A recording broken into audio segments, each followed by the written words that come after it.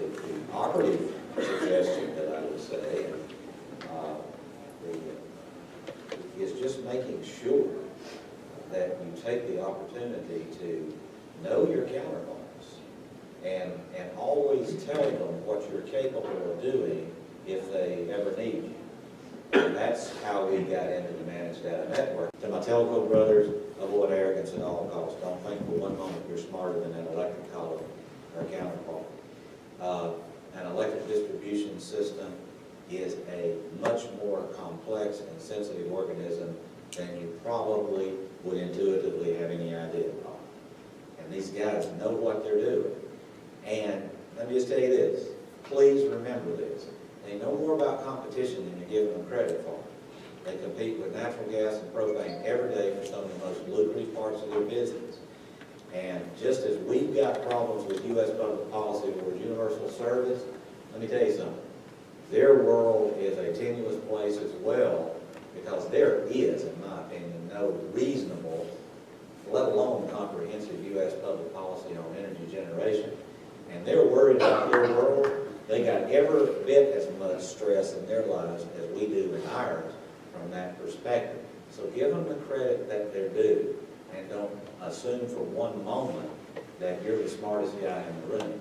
They're pretty sharp dudes themselves. So, now, that covers the water side. To the electric guys, let me beg of you one thing. Prepare yourself for the realization, two things. The realization that the communications industry and all that goes with it, depending on how detailed you get, deep you get into it, is far more complex than you probably will have dreamed. And it's going to frustrate the heck out of you.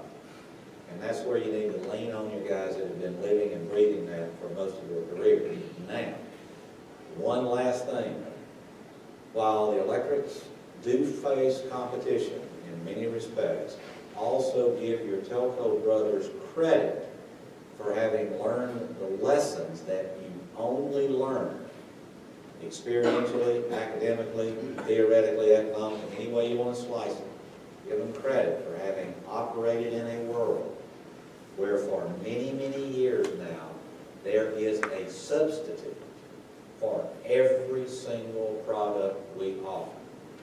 And talk to your telco brothers about the lessons they have learned in coming to grips with the concept of it's good enough. Oftentimes, the CEOs have to work together. I just got done reading Killing Patton. I don't know how many of you have read the book.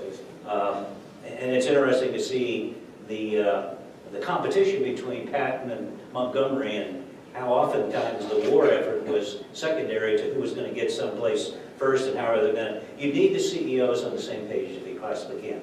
But it's so obvious that there are synergies between us, and I think you just have to focus on those things operationally for the good of the members, potentially for other revenue streams coming in. There's so many things that are out there, it just almost demands that it be looked at. So we're there to serve our members, to do the best. Most all of us have that in our mission statements, and this sure looks like it fits that scenario.